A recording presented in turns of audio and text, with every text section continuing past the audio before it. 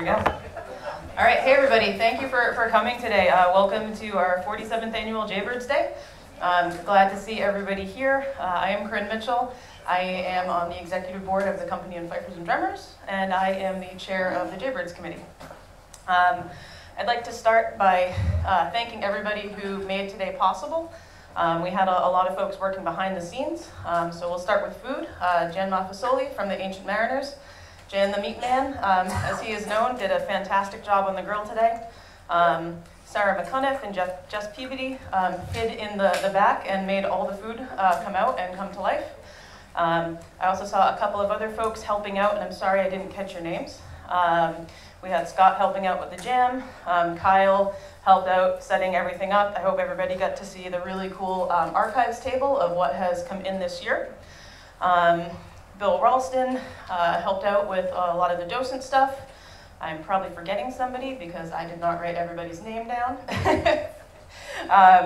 And yeah, so wanted to thank the folks that have made today possible. I also wanted to just let everybody know who the officers of the company are. Not everybody was able to be here because we are scattered across the country.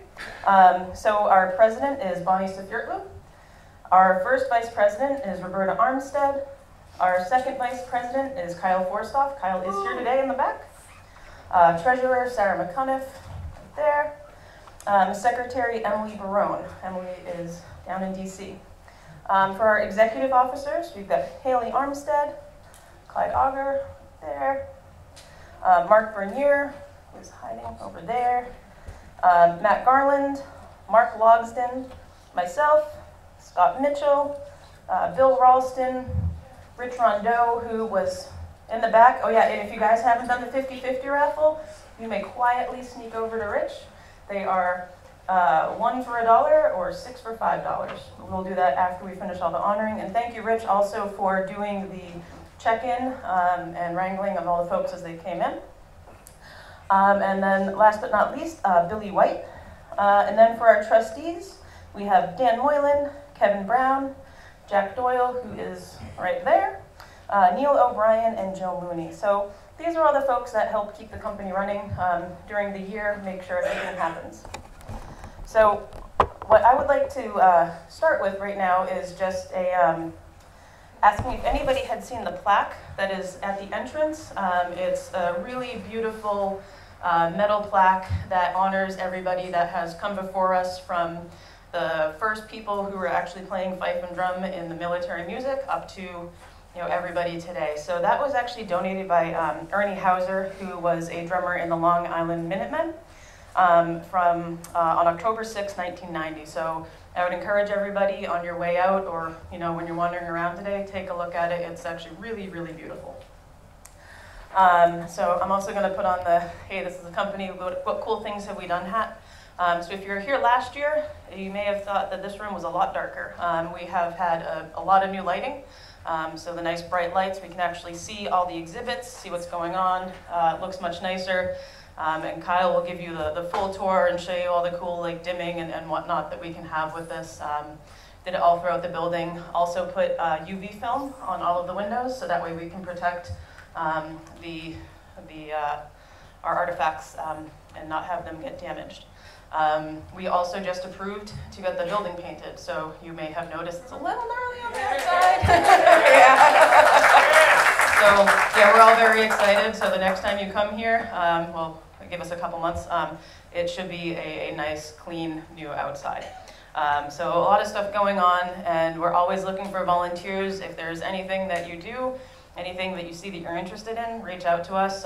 We are very happy to have more folks come and join.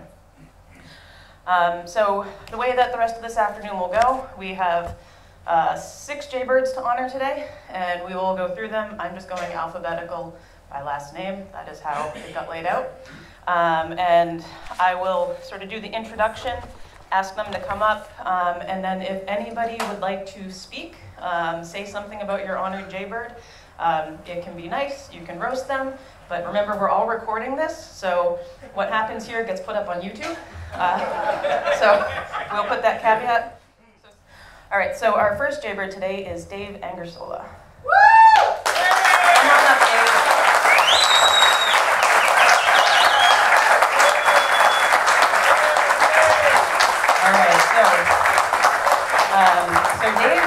this is really impressive. Dave has been with the Sailing Masters an impressive 45 years. That is absolutely fantastic. So Dave comes to us from Middletown and has been a continuous member of the Sailing Masters. He holds originally from Chester. Originally from Chester. I got to get that in because I was in Chester all my life. Just moved to Middletown 2 years ago. All right. Dave holds the unique distinction of being part of the Sailing Masters Bridge membership, following in the footsteps of their charter members. Over the years, Dave has served in various capacities, including on the board of directors and as drum lieutenant. His contributions are not limited to leadership roles. Dave has also been instrumental in instructing many new drummers who have joined the Corps. He has devoted countless weekends to both events and the day-to-day operations, embodying a level of selflessness that is truly commendable. Dave's commitment to the art of ancient drumming is noteworthy. He continues to practice and promote the original style of drumming that is distinctive to the Sailing Masters, thereby preserving an important aspect of our musical heritage. On a lighter note, and I apologize if you're trying to keep this a secret, but Dave's first instrument was not the drum, but the accordion.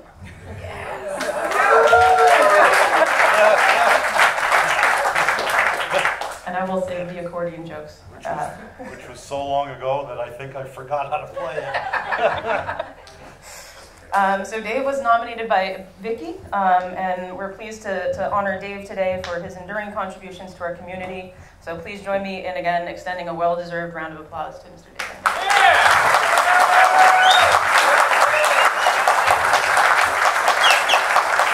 Hey, Vicky. Be nice. Oh, where could I go with this? I will say, when I first joined the Sailing Masters, I was one of the first few women let back in. And I will say, Dave was always quite the gentleman. Until one day in Booth Bay Harbor, when we go up to Booth Bay for a number of years, we used to play on one of the boats that went out in the harbor to greet the windjammers in. And this year, it was particularly tight with a lot of other boats. The Coast Guard was kind of going nuts. Well, Dave's hat blows off and lands right in the drink, which isn't so bad until somebody picked it up and Dave said, "Oh," and reached over to get his hat back. The guy took off in the boat with his hat. This is the one time I heard Dave not be a very polite sailing master. And it's something about how much money just went off in somebody's hands. But I will say, Dave, it's been a pleasure over my 30-plus years with the Corps to know you and to march with you on the street. It's been truly a pleasure. And I'm sure our other sailing masters that are here will say the same thing.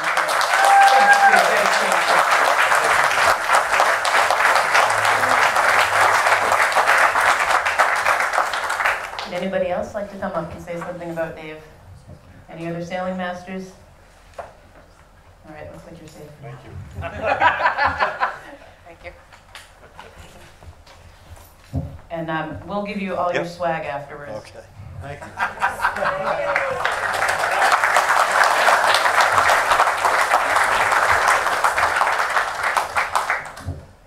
All right, so we'll continue our series of acknowledgements with an individual whose contributions to the fife and drum community span multiple decades in various capacities. Allow me to introduce Mr. John Benoit, a name synonymous with excellence in the realm of fife and drum music.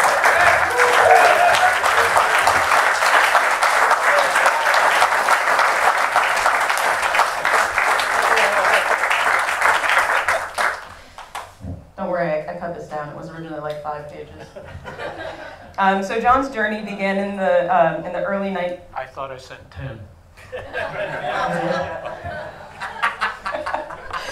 So John's journey began in the early 1960s with the 15th Mass Regiment, Captain James Buxton Fife and Drum Corps of Uxbridge, Mass, under the esteemed instruction of Benjamin P. Emmerich.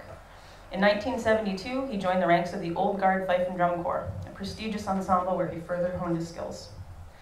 Upon his discharge in 1975, John expanded his musical repertoire by performing with the American Fife and Drum Ensemble and the Ancient Mariners. He also took on the role of instructor and arranger for the Connecticut Blues. In 1984, he co-founded Fife in the Fast Lane with fellow Jaybird honoree John Ciaglia. Further collaborative efforts, John co-founded the Grand Republic Fife and Drum Corps in 2005 with drummer and arranger Scott Mitchell. John's influence is not confined to performance alone. He has composed and arranged music for a wide variety of fife and drum corps, both domestic and international. His compositions have been featured in prestigious events, including Basel's annual carnival celebration, Fastnacht. And I will tell you that is like one of the best pieces ever. I love it so much.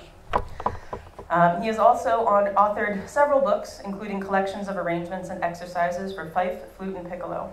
His recordings have even found their way into the soundtrack of a PBS documentary, Rediscovering George Washington. Perhaps most notably, John has been a pillar in the educational aspect of this art form, developing instructional materials and providing individual and ensemble instruction. Though retired, he continues to write, arrange, and teach upon request. Nominated for this honor today, we recognize John Benoit for his enduring and multifaceted contributions to our community. Please join me in extending a well-deserved round of applause to Mr. John Benoit.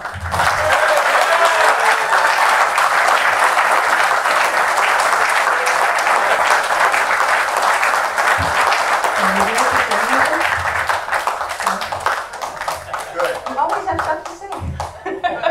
All right, well, there's got to be at least one person here who has something to say. Scott. Okay.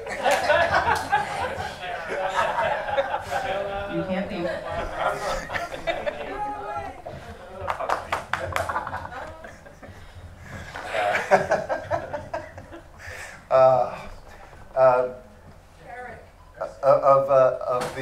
Of the people I know in fife and drum, I think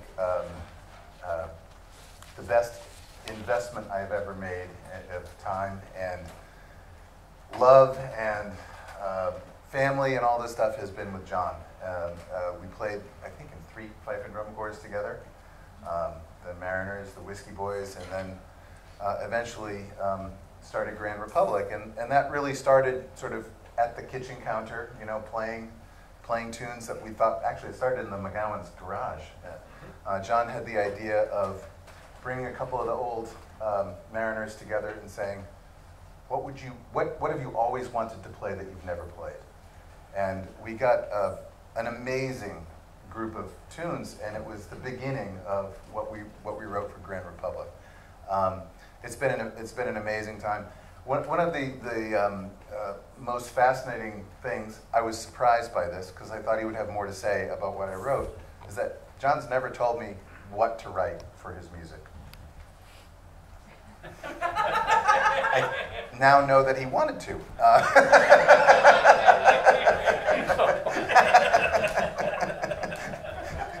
This is how I find out these things. But it was always, I'm thinking about this, or I'm feeling like this, or maybe a little bit more motion here. But it was a complete freehand. And if it didn't work, I think we both were recognizing it, and we could go back and tweak things. And it was just an amazing working relationship. I'm really proud of the music that we wrote together. Sometimes I have to apologize to you now because of a lack of tact. There was one medley where it's John's favorite medley, I think, that he wrote, and the end had a very syncopated figure in the end, and I thought, wow, that's really kind of wild. That's really, you know, that's kind of an interesting part of this. And John and I worked together for about 10 years, and we were at work one day, and I said, I really like the ending of Blow the Candle Out. But that ending, that's really crazy. It's super syncopated, sort of like a Vegas ending. And I remember when I said that, I knew I had really said the wrong thing. We were walking downstairs to go to lunch, and John turned around and went back upstairs, and I was walking to lunch by myself. and I thought about it, and I said, I don't think he appreciated that. and he didn't talk to me for 2 weeks. We worked together, and he didn't say a word to me. He sent me emails, but eventually I think I kind of made my way back. But I remember you being not so happy with me saying that. It's a beautiful ending, a bad description of it by myself. But I would say one last thing about John's writing and its impact on me as a musician is, you know, some people take the approach, why say something with 2 notes when you can say it with 10? And John's approach was, why say it with 10 when you can do it with 2 notes? And that's just, it's grounded in tradition, it's grounded in respect for the music, and it's really heavy when you hear this stuff, you know. it translates beautifully on the field, and I'm so glad to have had that lesson from you. So thank you.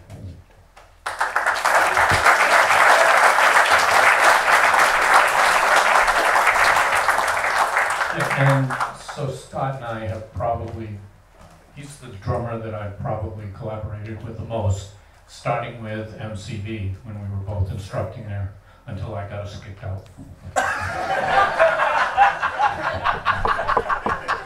All right, Skip, come on down. Yeah. We do need to be out of here by like 5, 6, so.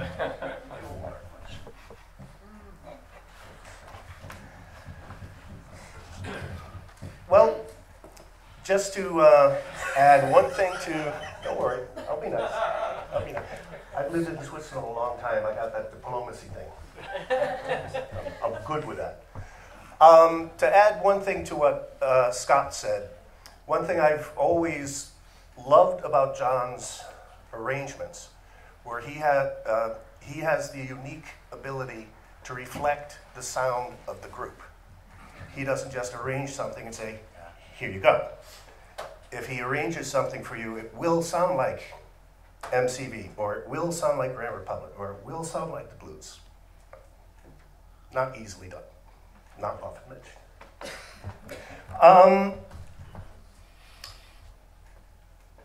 So, the two Johns and myself were known for a hot minute for playing a couple of things together. The beginning of that, I'm just going to tell one very quick story of. John lived up in Uxbridge, Massachusetts. I lived in East Greenwich, Rhode Island, and Ciaglia was in Branford, Connecticut. So it kind of made sense that Mumford would come down to me, and then we would travel there together. I had my learning driver's license at that time. So one particularly wintry day, we were scheduled to go down to Ciaglia's house. Mumford, I thought, was going to arrive in a car. Silly me. He shows up on his like BMW Roadster, wrapped up like a mummy, frozen to the bicycle when he got to East Greenwich. And I was going to ride on the back of that down to Branford. And my father, the cop, took a look out the window and said, doesn't have a car. No, Dad, he doesn't have a car. Well, you do now. You're not riding on that thing.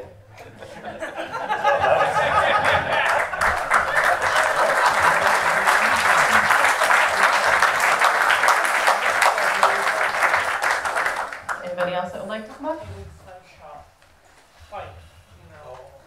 All right, looks like you're off the hook. Thank you, John. Oh, ha ha ha ha. Yes. All right, Sarah. So I want Mr. Healy to know that microphones are not pointers. Okay. Really? Yeah. I'll try to remember that. So, That's important to tell him because Skip doesn't have much experience. right, I know that. He's not usually holding it.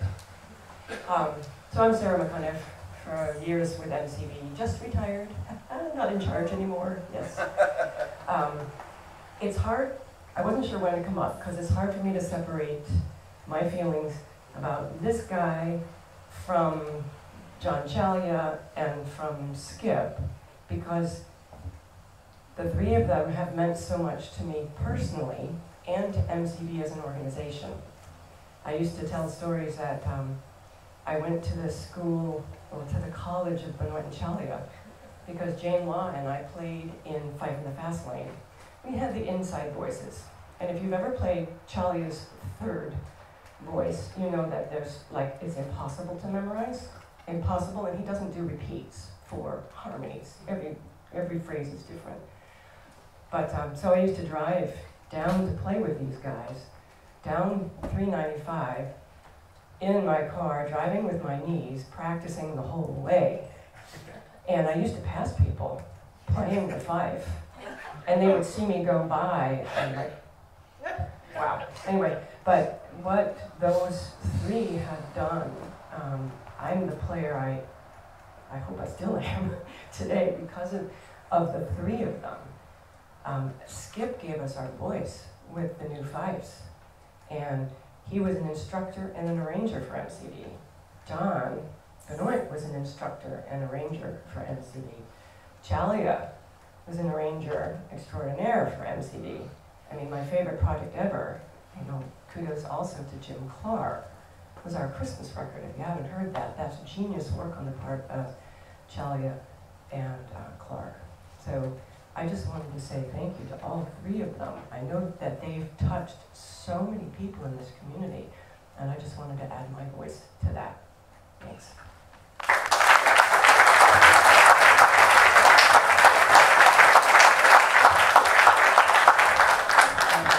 You can be done.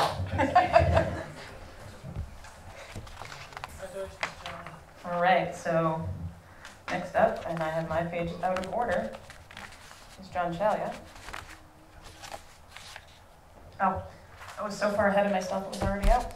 All right, so John Ciaglia.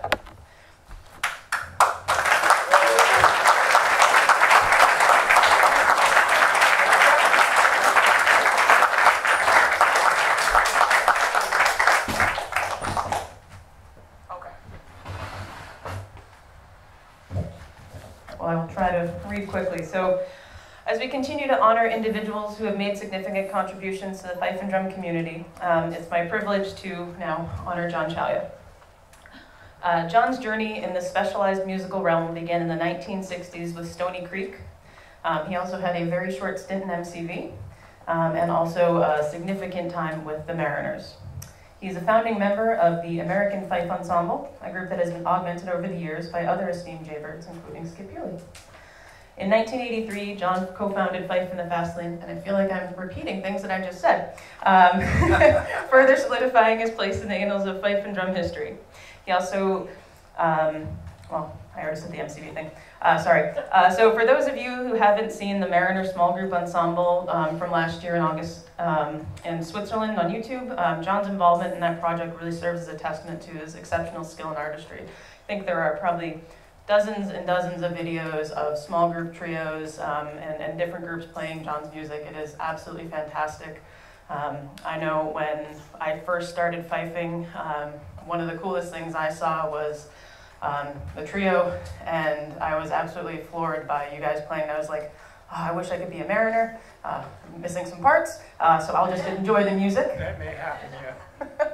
All right, we all have that on record.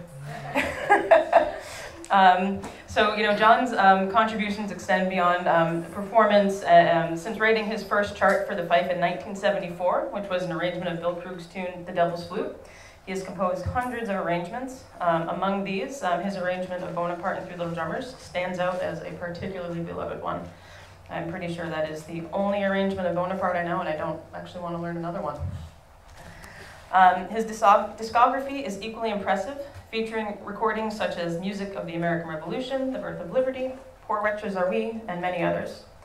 John has also authored several books, contributing to the educational foundation of this art form. His works include All Things to Excess, 11 Little Pieces for the Healy Fife, The Road to Folly, and collaborative projects such as The Last Grand Chorus and Rose of the Winds with Greg Bacon. So I'm not going to keep going on to this. I will also encourage everybody afterwards. There is a book over there with full bios of all of our Jaybirds to really go in and look at just how significant the contributions of everybody here today are. So please, everybody, extend a round of applause for John Ciaglia.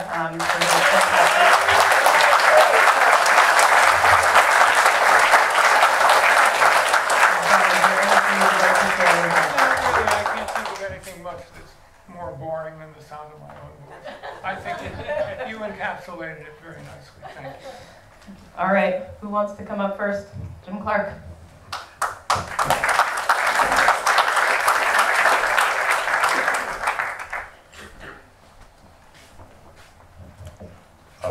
Like my dear friend Sarah McCunnough, I can't separate really the three fellows who have been talked about greatly. So I just wanted to come up once and talk about the three of them because they're very important to me. When I was a teenager, at the end of my teens, Ciaglia was showing up, coming home from college, and doing miraculous things, which sounds like a trite phrase, but it's very apt. Nobody was playing like that. I say I'm one of the older people here who was actually playing all the time at every muster, all the time until early the next day.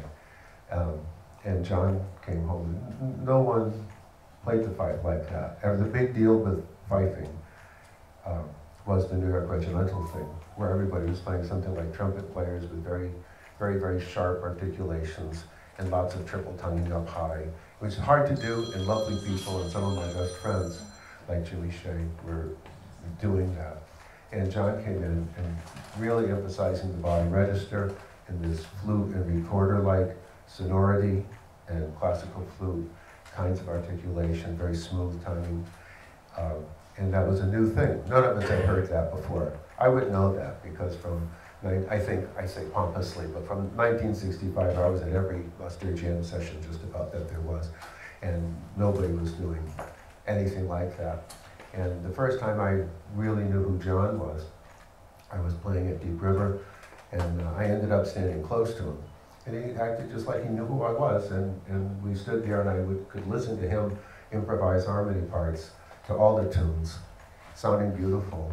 And as I said recently in some other, I guess in Greg Bacon's little documentary that he started doing, if you can stand, well, we know, because we're drum corps people, if you can stand in the middle of the Deep Rivers jam session, and back in '69 or so, it was a lot bigger than it is now, and you can hear somebody improvising harmony parts in the bottom register while you're playing the drum as loudly as you can. That's a pretty extraordinary fifer. And that's the least of what John was doing. That was just an everyday occurrence for him. So that really started to change. All the guys I knew in the competition circuit, at first they were all, oh, Ciaglia, that's just weird. It's not that good. It's not that special. And every couple of years they'd say, well, yeah, he is.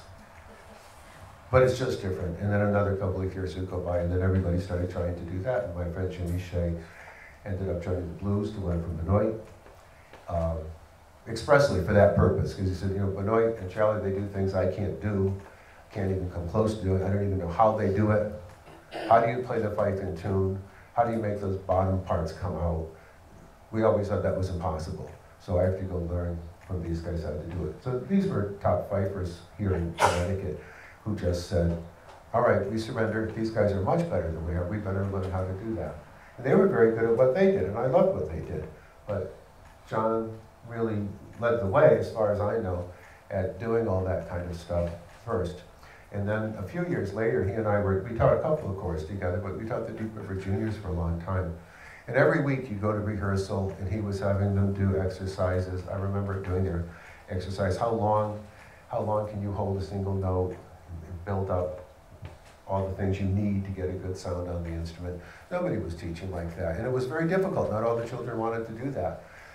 But he persevered, and he taught very, very conscientiously for a long time. And almost everything I know about the fife and woodwind playing, I learned by standing across the street from Kenny Lindley's house after Deep River Junior rehearsals, where John and I would talk for hours.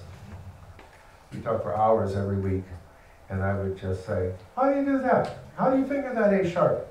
Why can't I get a good sound in the bottom register? And John would go on and explain it. Everything was perfectly clear and succinct, and of course, it was true, because he knows about all that stuff. And I learned an awful lot from him that way. And then we talked about classical music in general. But it was really wonderful for me to have somebody who cared about classical music, which is my main interest in music. And we've talked about, with Deep River, we were talking about Bach organ fugues again, just like we did back in the 70s. So that's a side of John, aside from the fact that he's written all this music and everybody makes a fuss over that, aptly as they should. But that's another side of that.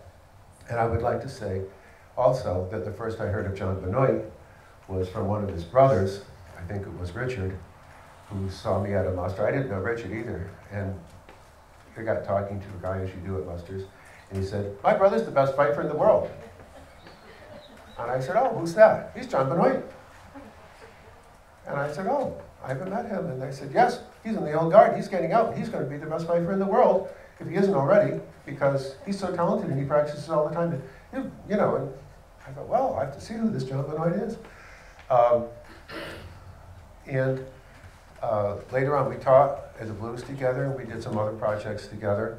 And I didn't realize, all I knew was that the Buxtons were, the Buxton that I know John is very proud of, when I was a little kid, that was the group from Massachusetts that was playing authentic early American music when pretty much nobody else was doing that. As far as I know, they were the group that brought to the big musters the idea of playing a lot of music from the Massachusetts collection and Rumrell Holt and books like that. Nobody was playing that kind of stuff at musters, certainly not in my world. And they did that all the time. And the Benoits and the Emmerichs were very, very important in bringing that early American fife and drum music into popularity. Then I was with the Nathan Hale Fifes and Drums, and we were, in a different way, a slightly less purist way, we were doing the same kind of thing. So our role models in a lot of ways were Emmerichs and Benoits, because they did it before we did it, and they did it very, very well. And then we did the Fife and the Fast Lane thing together, and I had a chance to make a nice recording with them and have these rehearsals, which were really experiments, because they had decided they wanted me to do the drumming, but knowing what an equable and even-tempered and calm person I am, they decided that they wanted me to do the drumming, but they weren't going to make any comment about anything I did. So we'd have these rehearsals at my house, and they would consist, I do think this is, I'm glad to see somebody smile, because this is a funny part. And I'm aware of many of my weaknesses. I'm sure many of you are aware of more of them, but I'm aware of many. So we'd have these rehearsals, and I'd write a new part for a couple of pieces, and they would show up, and we would play the piece once, and I'd say, well, that's it, you never heard that before, what do you think of that? John Shelley would say nothing. John Benoit would say, yep, that's fine, I'm hoping for something like that. And I'd say, well, okay, beginning of rehearsal, play it again. We play it again. Okay, what do you think of that? Yep, that's good. Well, gotta go. And that would be all the rehearsals. And I just heard part of one of those things on Greg Bacon's little documentary. And I think it was, I'm not very happy with very much that I've done in life. But I heard that, I thought, boy, that sounds really, really good. So, again, they knew what they were doing. But I worked with Benoit a few times, and one of the thing that impressed me most about John, that's not true, many things impressed me about John. I love John Benoit, he's a very beautiful guy. He's a little bit strange like me, if I don't mind me saying so, and you have every right to mind saying so, but it just came out. But I really love John Benoit. I love the purity of his attitude to music. And I remember sometimes he'd be at my house and I'd get him to practice for me, and he showed me how he would practice every note on the fife. Now I know, Ciaglia goes, all these guys know all this stuff. But my personal experience, I remember Benoit, I'd say something about, well, High Natural does such and such a thing. He said, oh, you have to practice that one. And every single note on the range of the fife, he had a particular approach to and a way to practice that particular note. And you had to put all those little notes together into phrases, and depending on the articulations, you might change other things. But that level of detail and sophistication in everything that he did with the fife came out in all his teaching. And later on, I got to play in my little corps with Rachel and Ann Allen, who were two of his private students. And boy, you never heard, well, I never had in my experience two young ladies play so beautifully all the time and just know all the possibilities about what they might be supposed to do. Because John had just taught them so many details and so much musical expression on the fife that they just did such a beautiful job all the time. And John did other teaching. He was teaching Colonel John in his way for a while. I don't know all the details of that, but that whole thing was just transformed because he was a very, very dedicated, I love music, and so I'm emphasizing that aspect of it. It was beautiful. It was beautiful to see somebody in fife and drum be that fine a musician and do it just because they loved it so much. And I met Skip Healy one night at Kenny Lumley's house. I was about 21 and Skip was about 18. And I used to go down and play with Kenny a lot. And he said, oh, this young kid's coming. You know this kid, Skip? I said, no, I've seen him around. And Skip showed up about 10 o'clock and we stayed till around midnight. And then we walked out and stood in Kenny's driveway for a couple hours talking. And that was the beginning of that relationship. And I would say it's never really changed. Every time I see Skip, it feels on the one hand like I haven't seen him in a long time, and on the other hand like We were very good friends who I've known forever. That first night, it was like I'd known him forever. Skip has been so adventurous. He's done so many things. We went to see the Chieftains together a few times. He gave me told me to buy my first Bothy Band albums together and listen to Matt Malloy and try to learn about styles of folk music in a special way. I never would have done that so much if it weren't for Skip. So, and then over the years, we've done lots of other things together. We've performed together and we've written a few things together, and it's always exciting to see any of these three guys. So I'm sorry to take so much of your time, but these three people are very important in my life, very important in my life. And I don't know if I'd still be doing fifes and drums if I hadn't met some very extraordinary musicians doing it. And these are three of the most extraordinary people I've met, and people I love very much. So although we all have our peculiar little personalities, I really, really love them all very much, and I'm very glad to see them here today. Thank you very much. Thank you, Jim. Is there anybody else? All right. Good. Thank you, Ciaglia.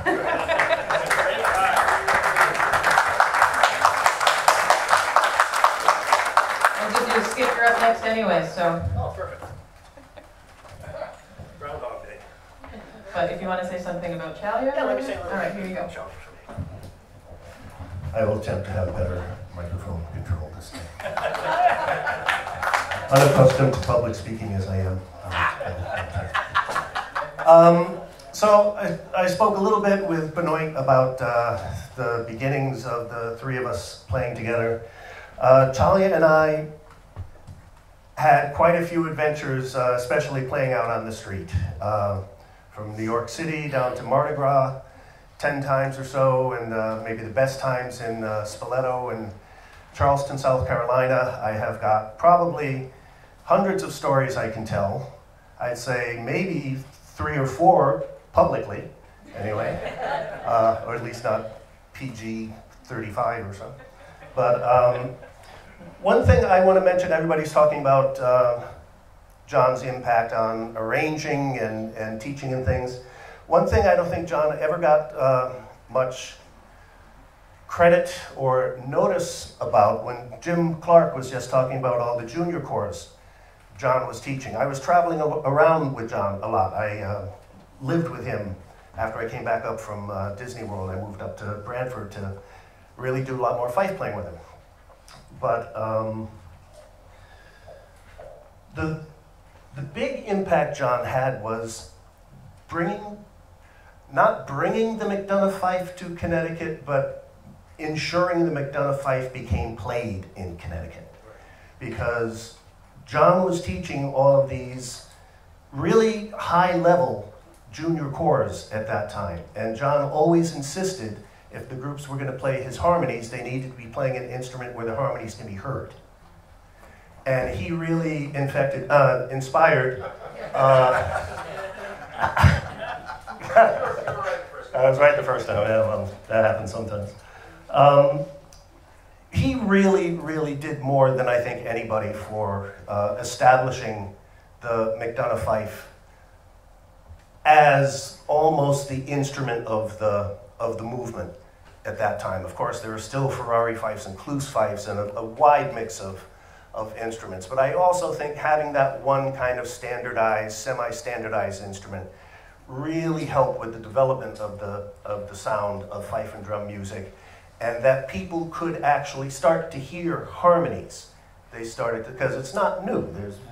John didn't invent harmony. He did a whole, shock. Yeah. But he sure taught all of us about it. And I really think having that instrument designed and built by Roy Seaman that was so great at showing harmonies to the world, a great arranger and teacher, teaching the young Gesundheit fifers of the period. I think that's one of the biggest impacts John had on fife and drum music. Now, any of the more interesting stories, come see me later. All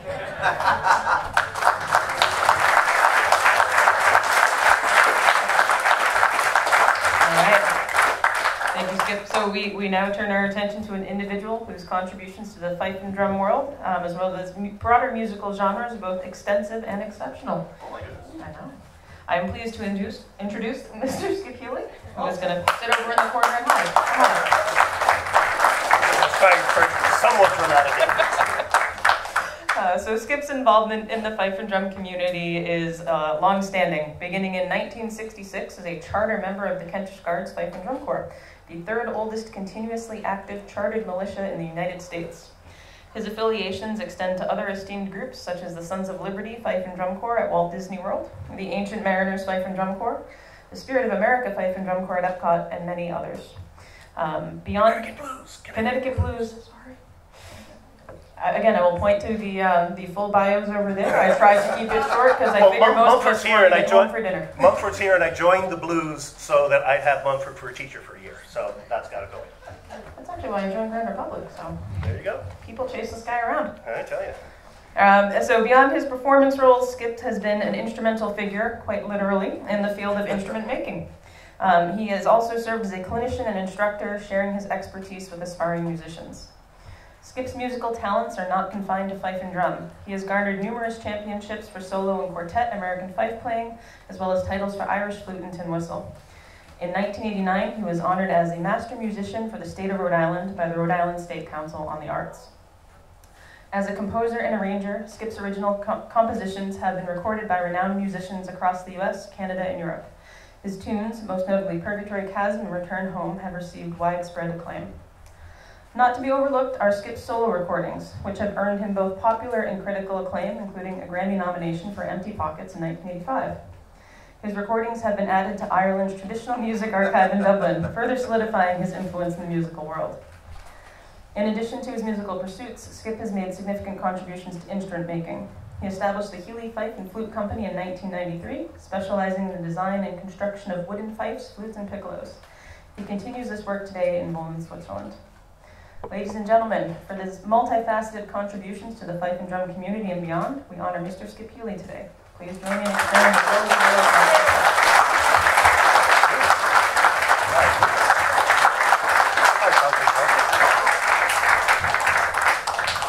Me again. Thank you very, very much, Corinne. Wow. I've been busy, I guess. Very little, so the two Johns, myself and Jim Clark and a couple other people in the room are known for all being together with things we've played and done and various performances and things, but two people really affected my direction and led me towards these great people that I've met along the way. One, Corinne mentioned that I started with the Kentish Guards, which were arguably started by the Uxbridge Fife and Drum people. That's a story for another day. I was 8 years old. We had a piano in our house. I'm the youngest of 5 kids. Nobody could play the piano. My mother decided, tick-tock, time's running, Sonny better learn to play this damn thing or we're going to throw it out. So I was sent out for piano lessons. I was that big, piano's that big, classic mismatch, didn't go. My mother saw an article in the Pendulum, which was our town paper in, as Ed Olson used to call it, East Jesus, Rhode Island. And the Kentish Guards had put in an advertisement that the militia company was going to be forming a fife and drum group. And so my mother said, how about it? You want to do that? You know, you say to an 8-year-old boy, drum? Usually you'll get a yes. So I said, yeah, that sounds great. I'm going to go do that. So I went up on Wednesday night. What's your name? Skip Healy. Where do you live? Union Street. What do you want to play? I want to play the drum. The guy turns around, reaches behind him, says, well, we have enough drummers. This is a fife.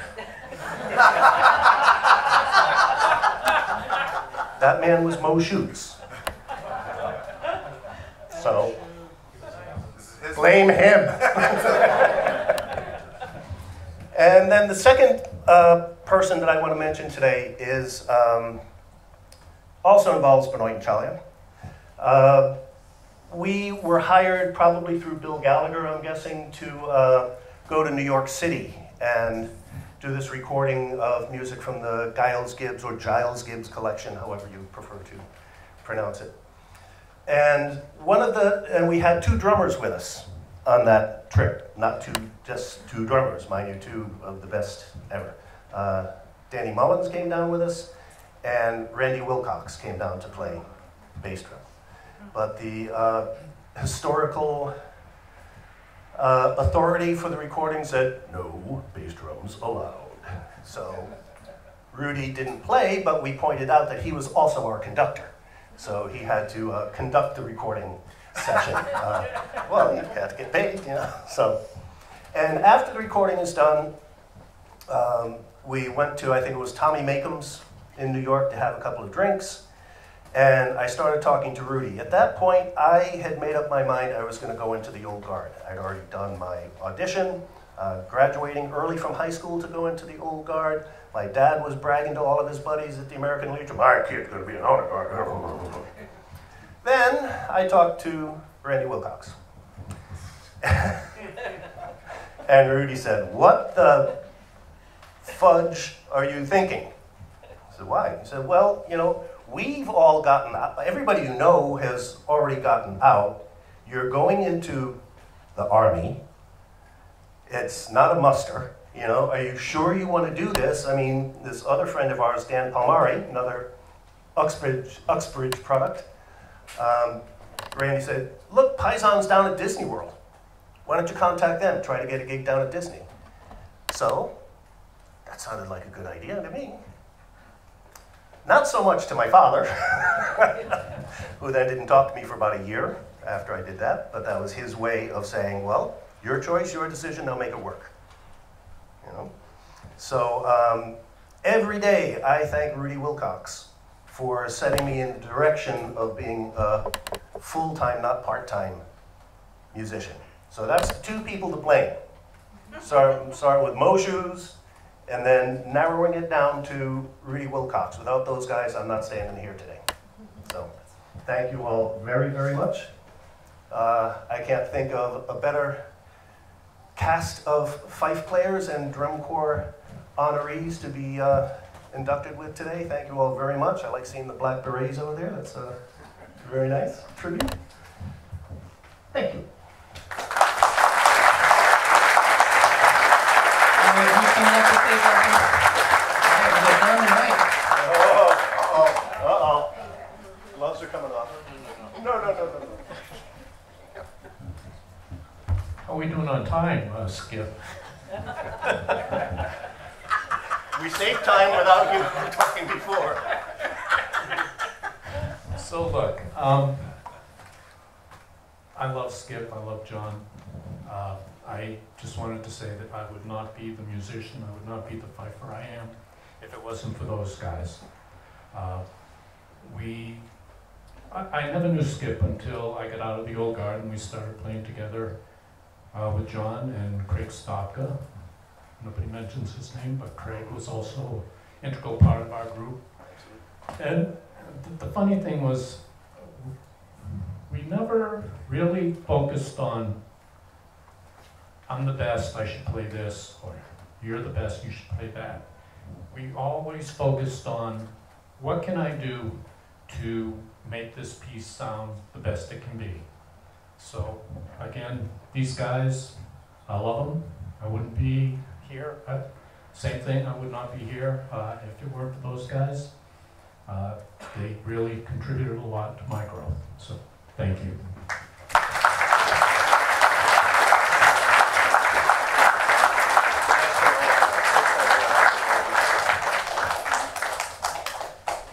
All right, Scott Mitchell. Okay, drum boy. Hevrin. What you got? So I also have trouble separating John, and Skip. And it's interesting because they're kind of complementary personalities. I would think John Benoit, I think of intensity and focus and working very, very hard. John Ciaglia is extremely thoughtful about what he does, and I would spend hours listening to recordings before writing arrangements to his pieces, because he just, there was so much going on that I didn't want to step on any of it, and I had to be very, very thoughtful myself about it. And then there's and Skip taught me something else. As much as I fondly recall teaching with Skip at the Kenish Guards, 90s, somewhere in the 90s, and I would come down early, and we would have a bottle of wine, and we would talk about music and the group and what they needed, and I was talking about technical things, and Skip stopped me one day and he said, no, you're not thinking about this right. Just be their cheerleader. What they need is for you to believe in them and inspire them and nudge them along the way. They're all good players. They can. And it was a great lesson in simplicity. Skip's known for his slogans. Why pay less? Go home and practice. One day I asked him his theory of teaching the fife, and he said, sure, it's easy. Fingers up, fingers down, air in, air out. And I thought, well, there it is. That was the Ed Classy method of drumming.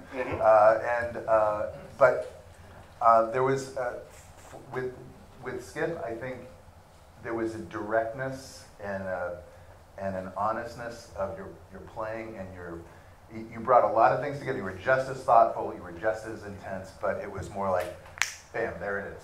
And I was reminded of that last summer in Switzerland, where Skip gave an amazing concert, solo performance at the Castle in Lenzburg.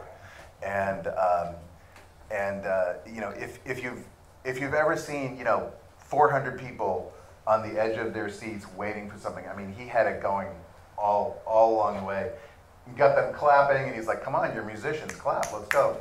Along with the Skippy Deutsch, and it was really, really impressive. But I'm really glad to have had the opportunity to work with all three of these gentlemen, because they've brought something else to the table, and together you've just been you've defined a generation of music, and you've bridged the gap from the drum corps guys of old to what we hope is modern, and you all have traditional and you all have contemporary, and it's because of your understanding of traditional stuff and your love of contemporary stuff that it works. The contemporary stuff works so well. A lot of people try and jump into the modern stuff, and it doesn't quite sell in some ways. All three of these guys have had this remarkable talent in doing this. So thank you very much for your time. Thank you, sir.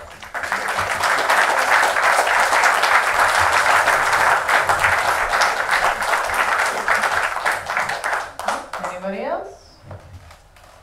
All right. Thank you so much, Skip. Thank you. All right.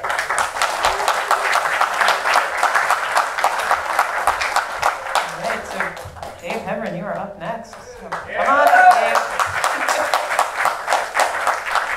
So it's my privilege to introduce Dave Hevrin, a man whose commitment to the ancient fife and drum community is both extensive and impactful. So a resident of North Clarendon, Vermont, or would you like to correct me as I've been corrected for other locations? Are you from somewhere else? You're fine. All right. Dave has been an active participant in several fife and drum corps. His affiliations include the Westbrook Junior Fife and Drum Corps, Hannaford's Volunteer Fife and Drum Corps, Black River, the Vermont Field Music, and the Adamsville Ancients. Dave's contributions extend beyond more than just participation. He's enriched our understanding of fife and drum history, as well as the broader context of our nation's history. He has been a writer and contributor to The Ancient Times, a publication that serves as a valuable resource for our community. Notably, Dave has also made lasting contributions to the musical repertoire of this art form. While a member of Hannaford's, he composed drum arrangements, including Yankee Doodle, which continues to be performed by the Corps today. As the founder and director of Vermont Field Music Fife and Drum Corps, Dave has created an avenue for aspiring musicians to engage with this unique musical tradition. Nominated by Denise Siastko, and if I killed your name, I really apologize. We recognize Dave today for his multifaceted contributions to our community. Please join me in acknowledging his efforts with a round of applause.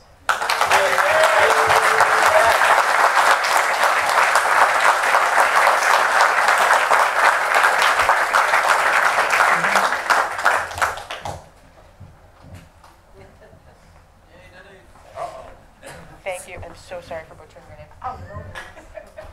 Hi, everybody. Dave's passion for drumming is amazing. He starts at 6:45 in the morning. I'm not even out the door for work. And it's like, okay, at least he's waiting 15 minutes before I leave. But it's just, it brings him to tears sometimes hearing the drums and the pipes together being played. And his passion, starting the corps in Vermont has been challenging because there are very little fifers up there. And, but he keeps moving the corps along, staying positive and stuff. And, with that, I'm grateful that he has taken part of his life always drumming, not only just ancient fife and drum, but he plays in bands. And he's really, really very talented on the drum set, and he doesn't give himself enough credit. But put credit where credit is due, and Thanks. you deserve it.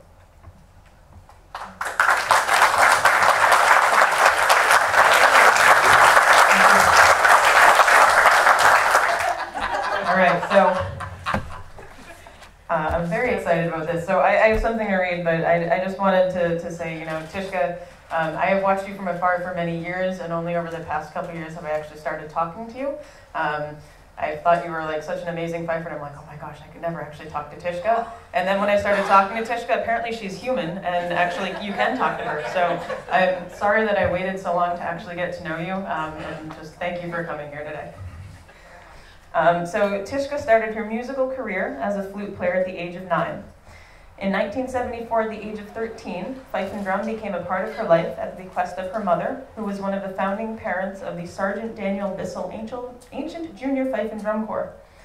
Tishka joined the Bissell Corps with her sister Sally Ann, who came up from Florida to join in today's celebration.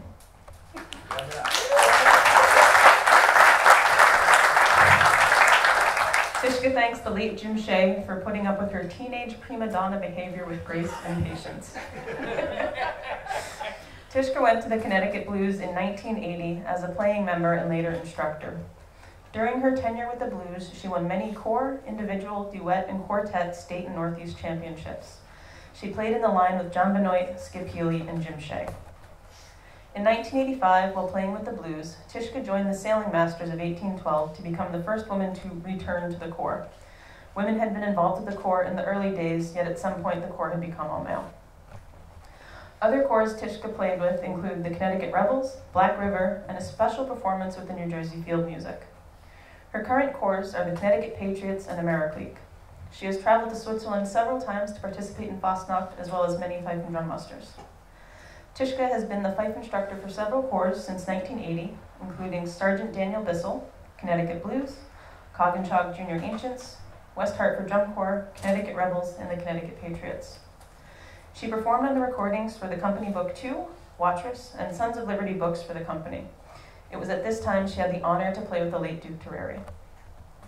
Additional recordings include Planxty Pauline by the Muster Bunch, which honors her family and the family of fife and drum, Madison Street Project, The Last Hour, Amerikleek 20 Years, Contemporary Revolution, the Connecticut Patriots, Shades of Grey, and most recently, the Center Street Project, Circle of Friendship. She has collaborated on many concerts and performances with Bill Hart, Mark Bernier, Catherine Crucia Cavallo, and Jason Malley. Of course, these have included other star players, including Brendan, Colin, Donnie, Peter, Maureen, and Paul Mason, Deb Cuccia-Malley, Gus, Nick, and Dominic Cuccia, Rachel Sexton, Cap Cordwin, Michael Andrews, Greg Bacon, Paul Joseph, Dave Fontaine, Roger Honeywell, Julia Malley, Joe Mont, the list keeps going on, Tim Meixel, Stan Shades, Mary and Paul Saunders, the late Patrick Sullivan and Bill Yoder, Richard Walter, Chris Sparra, Dave McGoya, and Chris Lucier. Denise Yasko did provide the cover for Planxty Pauline. Tishka would like to make a special mention for her fellow fifer honorees, John Benoit, John Ciaglia, and Skip Healy. John Benoit has truly been supportive and encouraging in helping to reinforce her disciplined approach to playing. John Ciaglia once said that she was one of the most lyrical players he has ever heard, something she has absolutely cherished. And Skip's album, Empty Pockets, helped to transform a classical background to true appreciation of drive with a blending of fife and drum and Irish traditions. Thank you, Tishka. And would you like to say anything?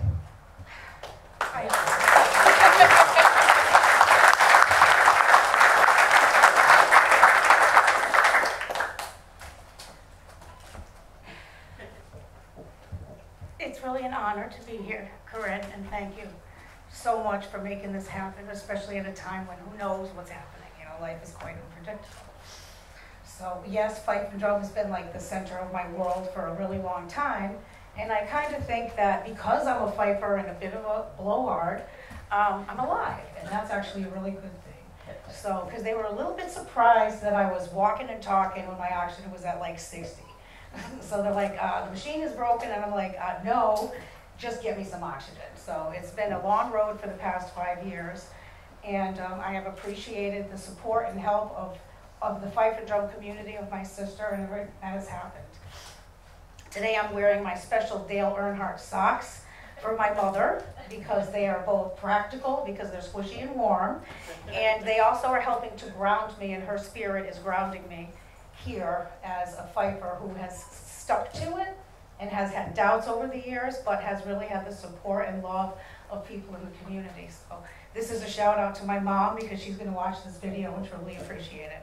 So now on a little bit of different note, you know, I've heard a few comments over, you know, over the discussions throughout the day, and I have a couple of stories to share related to my experiences over time in the fife and drum community, outside of the very positive ones, because like what I mentioned about John and Skip and John, right down to my core, those things have really helped me, you know, really, because I think I'm a fantastic fifer, I have to admit it, and I've been around for a while now, so I have lots of stories to tell. But I had a couple of experiences during my time in fife and drum, which were not so positive. One time I went to the Landcraft Old Timers Night and was met at the door and said, "You are not welcome here." And so, needless to say, I had to turn around and leave because there was no option. So we left and went down to, actually Skip, you were playing that night at some Hibernian club or whatever, and after 7 whiskeys, which is what it took to get my anger in check, I was okay. Ma, you didn't have to hear that one. But you know what I mean? Like, that was not okay. There was another time where with the Colonial Navy, we went up to, it was me and Mark and Bill, we always played together. We played in an ensemble called the New England Fife Trio. And we were supposed to play a little concert in addition to the Colonial Navy's concert, and they wouldn't let us because I'm a woman. Okay, so it's like, here we go again. It's the story. Fife and drum is full of richness and stories and inclusion and a sense of community, but it also has that little bit of a dark spot where there's still corps that are all male and that, you know, women have not had the opportunity to play. And there's a bit of discrimination there, and it's not really okay. So, because there are many, many, many very talented women, and I think that the company of fife and drummers represents a whole, everybody, because it's been very inclusive. So I had to have a little soapbox moment, because I thought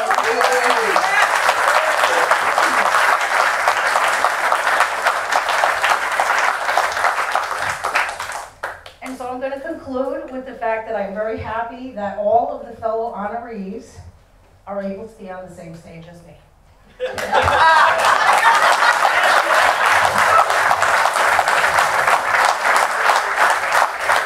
don't know how anybody can follow up on that. Would anybody like to come up and say something about Tishka? Please come up, Tim. Don't escape yet. Oh no, I think you're going. Okay, you have to stay up here. So I'll point over here. So I will say Tish is one of the better musicians I've had the pleasure of playing with. A great classical flute player. Something that I started appreciating as we do our American practices and sometimes pull the flutes out. I don't know if you guys realize, one time Tish put her Haynes flute on top of her car and she was backing up and ended up running over the flute. Another time we were at Fosnacht, and this was one of the first times I had gone over there. And we used to have these parties building the masks, so we built these massively heavy masks. Marching down the street, we couldn't see anything at all, so Tish was on my right. and I'm marching along, and this happened to be a Fastnacht where there was a lot of snow out, and the Vakis, the clowns that kind of throw the oranges at the crowd and stuff, so there's orange peels on top of the ice. And so I looked over to make sure I was in line with Tish, and she wasn't there. And I'm looking around, you know, like, oh, there she is. She's like lying on the ground because she slipped on an orange peel. But I love playing with you, Tish, and congratulations. Thank you very much.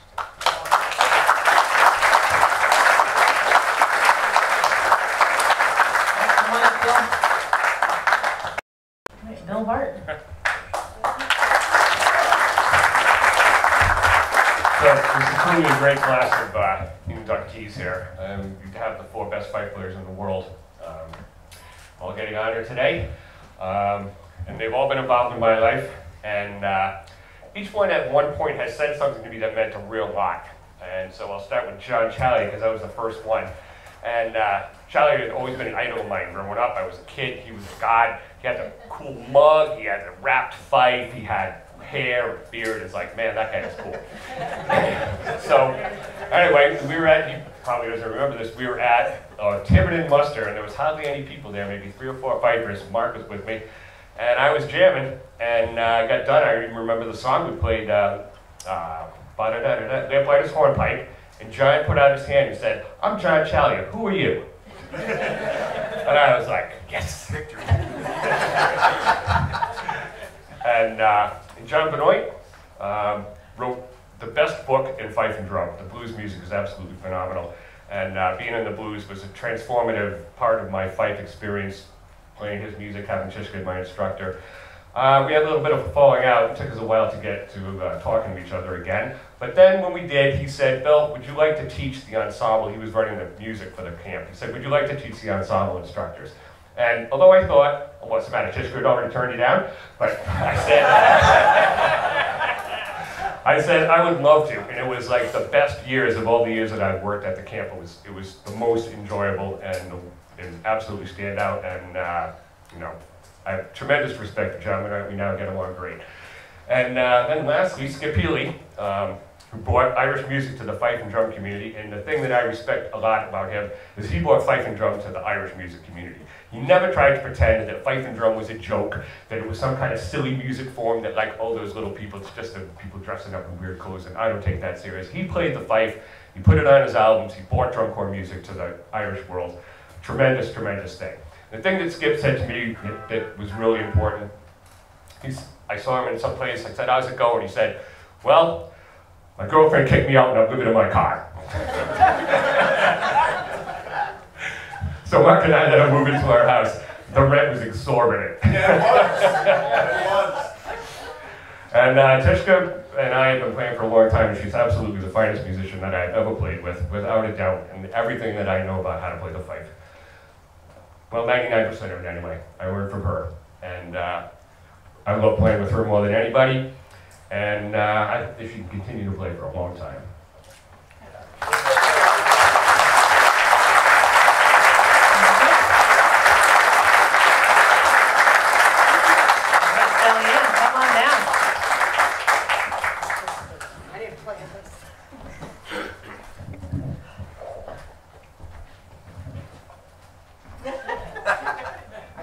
Wanted to stand up and let you all know I'm the taller sister.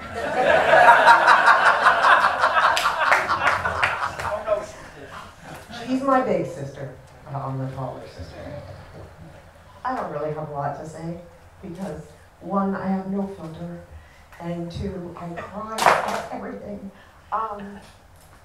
You know, I'm not the caliber that she is or any of these people are. But I gotta tell you, drum corps has meant everything to me.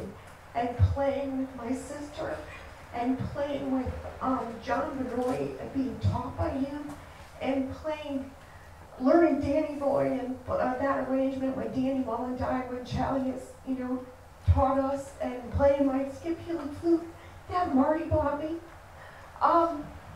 It's amazing, and I haven't been around in forever, but it just, you have friends for life when you are in drum corps. Whether you can only eke out Yankee Doodle, whether you can't hit your high B's, that's for you, Jim Shea. Whether, you know, your sister is banging on drumsticks at blues rehearsal and says, grow a pair, you're not supposed to.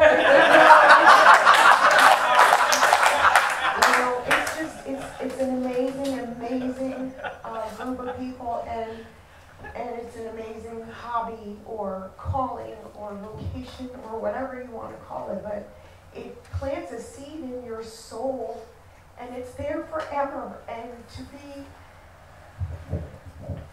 standing next to you today when your freaking oxygen was at 60 and we had to get 3 monitors in to, you know, convince somebody that you were having an issue.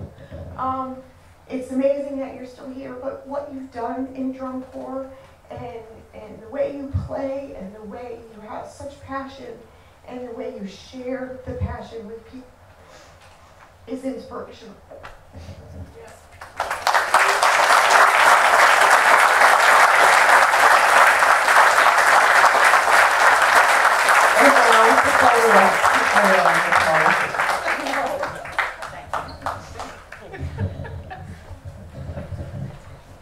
Anybody else? All right, Vicki. Sorry, don't frick. I will have to say, what Tishka said about the Sailing Masters was absolutely true. And you got to admit, they were a rough bunch of boys when we started. Yeah.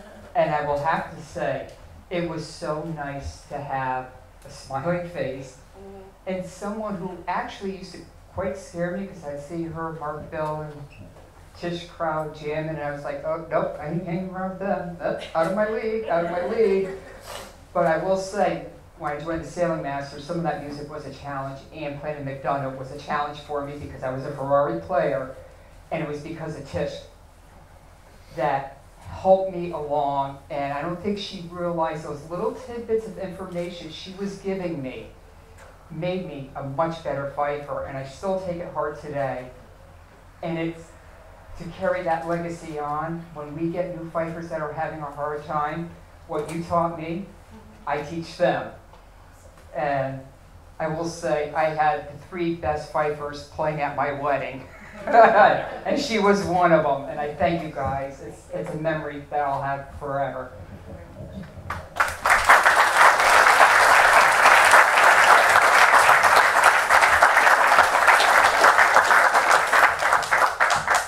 Anyone else coming up? Can I say one more thing? Absolutely.